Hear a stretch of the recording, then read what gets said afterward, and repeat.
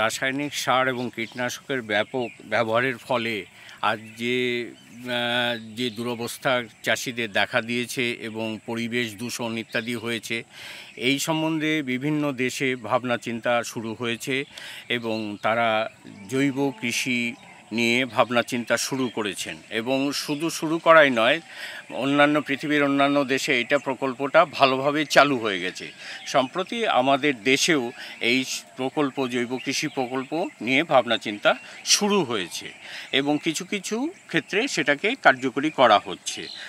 আমাদের পশ্চিমবঙ্গেও এই নিয়ে ভাবনা চিন্তা শুরু হয়েছে এবং বিভিন্ন খামারে এবং চাষিদের মাঠেও এই ধরনের জৈব কৃষির যে ব্যবস্থাপনা করা যায়, ডেমনস্ট্রেশন, সেগুলো হচ্ছে।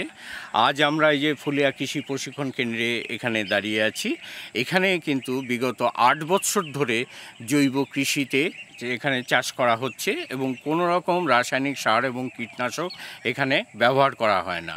এবং দেশি ধান, যে ধানগুলো আজকে হারিয়ে গেছে, সেই ধানের উপরে কিন্তু এখানে বিভিন্ন ধরনের ট্রায়াল চলছে।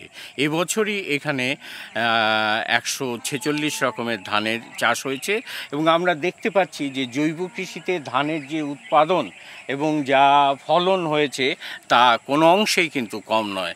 আমরা এর থেকে আমরা কি পেতে পারি? এর থেকে আমরা যেমন চাষির উৎপাদন খরচ যেমন কমছে, তেমনি পরিবেশ দূষণও কমছে এবং যে ফসলের উৎপাদন এবং ন্যায্য দাম, সেটা কিন্তু চাষি এই জৈব কৃষির মাধ্যমে পেয়ে যাচ্ছে।